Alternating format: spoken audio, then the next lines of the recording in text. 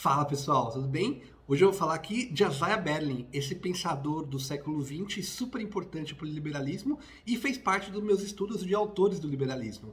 Lembrando que eu comecei esses estudos lá com o livro O Chamado da Tribo, onde fazia uma lista de alguns autores e eu peguei alguns deles, dentre eles Isaiah Berlin, para tentar aprofundar. E esse vídeo aqui eu fecho esse ciclo.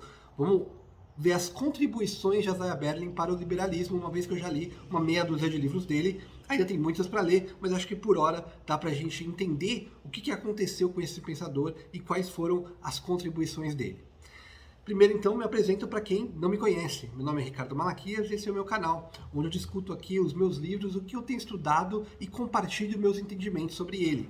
Esse é o final de uma sequência de 6 vídeos que eu fiz de Isaiah Berlin, onde eu discuti tópico a tópico, ou livro a livro, o que cada um deles tinha de bom, ou quais foram os meus aprendizados desses livros. E agora eu queria dar esse panorama geral de Isaiah Berlin. Pois bem, eu vou começar com a história um pouco de Isaiah Berlin. Ele nasceu na Letônia, então era um país satélite ali da Rússia, ou do Império Russo, e depois foi para o Reino Unido.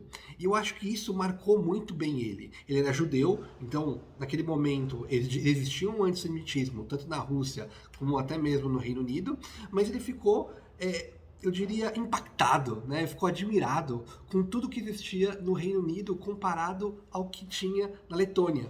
E ele começou a se perguntar, de novo, na minha visão, o porquê que o mundo tinha tanta coisa ruim, era tanta pobreza, fome, humilhação, injustiça, guerra, versus um outro lado, por que o mundo não era um mundo de conforto, um mundo de paz, um mundo de riqueza, um mundo de oportunidades, um mundo de pessoas unidas para um único propósito? Por que o mundo era assim? Existiam forças que levavam a ser um mundo ruim do jeito que era?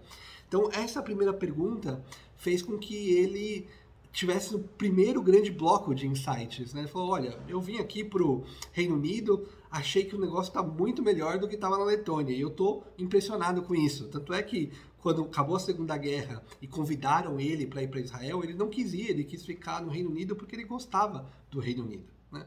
Então, essa primeira pergunta que ele fez sobre o mundo ruim, esse mundo de humilhação, esse mundo de guerra versus esse mundo de conforto, o mundo de bondade, por que as coisas eram assim e não de outro jeito? Tá? Ele foi pegar inspiração, e para mim aqui está o primeiro grande bloco dele. A primeira inspiração foi na literatura russa. Então, por ele ter tido esse estudo russo, ele conhecia muito bem a literatura russa e pegou isso como inspiração.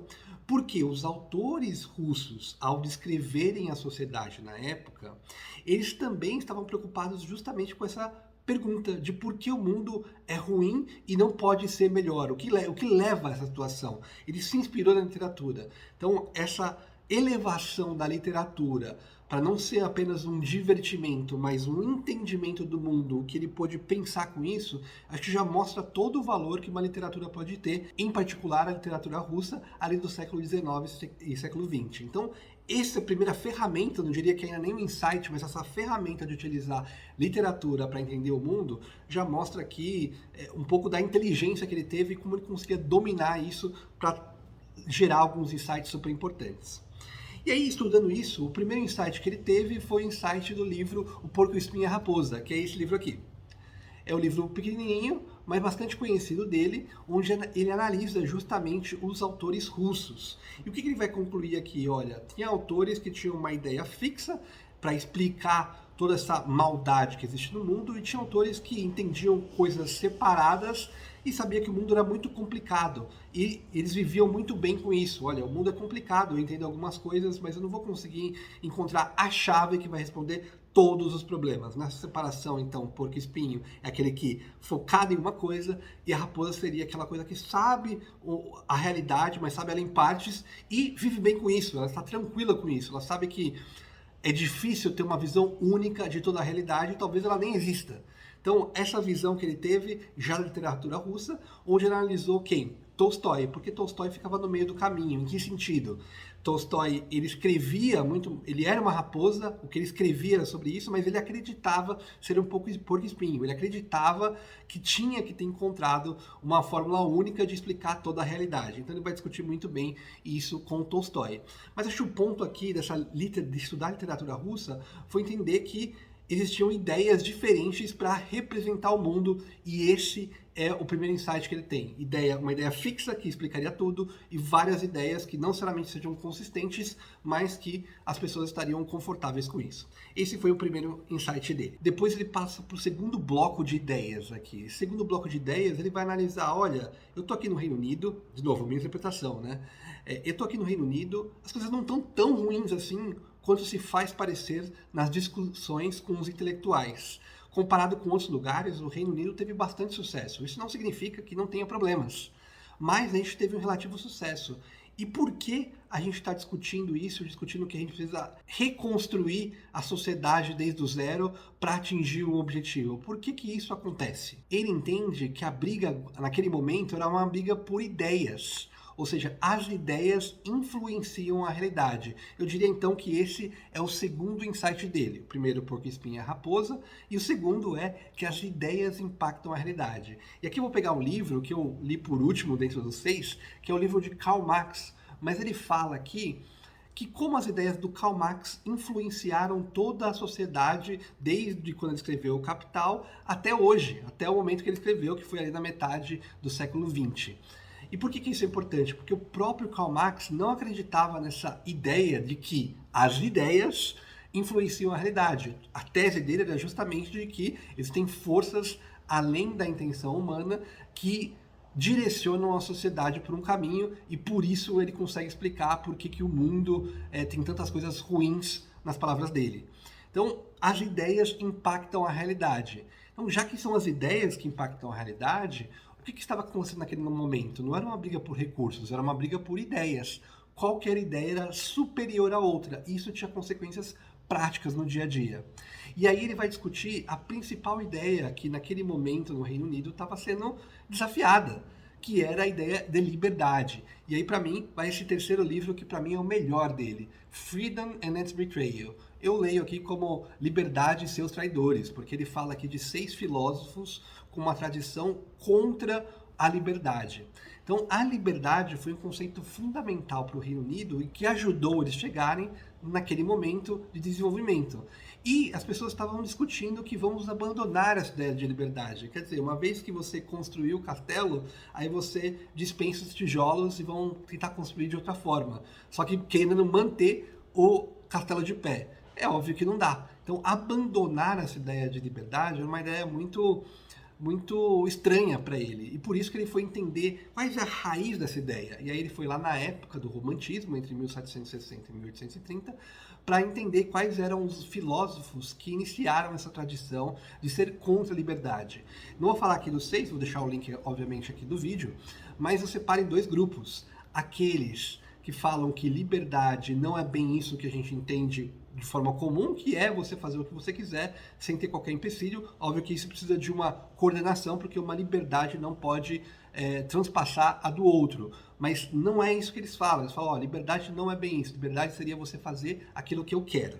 Então, o que já é meio estranho, para mim não é liberdade. Ele dá o nome de 2 conceitos de liberdade.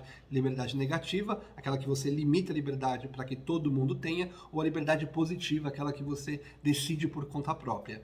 Então, ele tem esse linguajar, mas o ponto aqui que ele está desafiando é esse conceito de liberdade, por que ele foi abandonado. Depois tem um outro grupo de filósofos que ele também analisa no livro, onde ele fala que liberdade não é um objetivo único ou objetivo maior para a humanidade. Tem outras coisas mais importantes e por isso ele prefere essas outras coisas. Pois bem, uma vez que ele estava entendendo que a liberdade estava sendo atacada, o que mais estava sendo atacado estava sendo destruído por dentro da sociedade inglesa daquela época.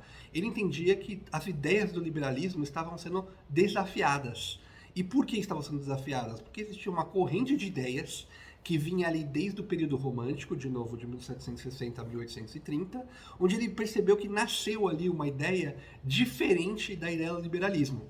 Então, apesar de o Reino Unido ter tido bastante sucesso em termos de desenvolvimento, em termos de melhorar a vida da sua população, ainda existia essa ideia, e como a gente viu lá no segundo insight, que as ideias impactam a realidade, ele falou, poxa, deixa eu entender por que essas ideias estão começando a voltar a ter mais protagonismo agora no século XX, e para isso eu tenho que dar um passo atrás e ir lá na época romântica. Por isso ele até tem 2 livros que eu li sobre isso, que é Os Raízes do Romantismo e Ideias Políticas na Era Romântica, que vão estudar esse período. E aqui, o que eu traduzo? Que para mim é o último insight aqui, que existia esse desafio ao liberalismo, por um lado, porque o liberalismo colocava a liberdade como bem máximo do homem, aquilo que de fato define o homem, só que na época romântica falou, olha, não é bem assim, pode ter outras coisas além disso. Por um lado, isso teve um incentivo para se criar o fascismo, que eu não vou analisar aqui em detalhes, mas por outro, ele reforçou o liberalismo. Reforçou em que sentido? Porque se cada um tinha a sua ideia, não existia uma referência única, o liberalismo era o compromisso dessas ideias. Então, para você conviver com o seu colega, conviver com o seu contemporâneo, você precisaria ter um pacto de não agressão aqui, quase, né? Então, esse era uma outra raiz do liberalismo. E esse, portanto, é o último insight que eu tenho dele. Recapitulando quais são os insights que eu percebo aqui da obra de Isaiah Berlin até então. 1. Usar a literatura para entender o mundo e ter aquele insight do porco-espinho, que entende uma coisa, e da raposa, que entende várias coisas e está feliz com isso. Esse é o primeiro insight. Segundo insight, que as ideias impactam a realidade. Isso é super importante. Não existem forças externas ao homem que nos movem ou movem a sociedade numa certa direção. As ideias que os próprios homens constroem, que os próprios indivíduos constroem, elas têm impacto na realidade. Terceiro, a liberdade estava sendo atacada no Reino Unido. Por que isso estava sendo atacado e quais foram os filósofos que iniciaram essas ideias de que a liberdade não era um bem a ser defendido, ou mudar um pouco o significado do que é liberdade. E por último, o liberalismo, porque o liberalismo estava sendo atacado e como o romantismo, mesmo não querendo, gerou uma outra base de entendimento do liberalismo, que foi o compromisso entre os diferentes pontos de vista. Esse compromisso entre diferentes pontos de vista é necessário para que a gente continue numa sociedade que vá nessa direção de ser melhor do que era antes, e não numa sociedade que vai ser perfeita, mas que está melhorando. Esse, então, foi o meu entendimento de Isaiah Berlin. Fiquei muito feliz com o estudo dele e não estou triste de ter escolhido ele como um dos assuntos dos meus estudos. É isso, espero que tenham gostado. Caso tenham gostado, deixem o like, compartilhem, deixem comentários e vão propagar essa ideia de Isaiah Berlin, um autor que eu diria até um pouco esquecido ultimamente, mas super importante para os estudos do liberalismo, sobretudo se a gente pensa aí no século XX. Obrigado e até mais.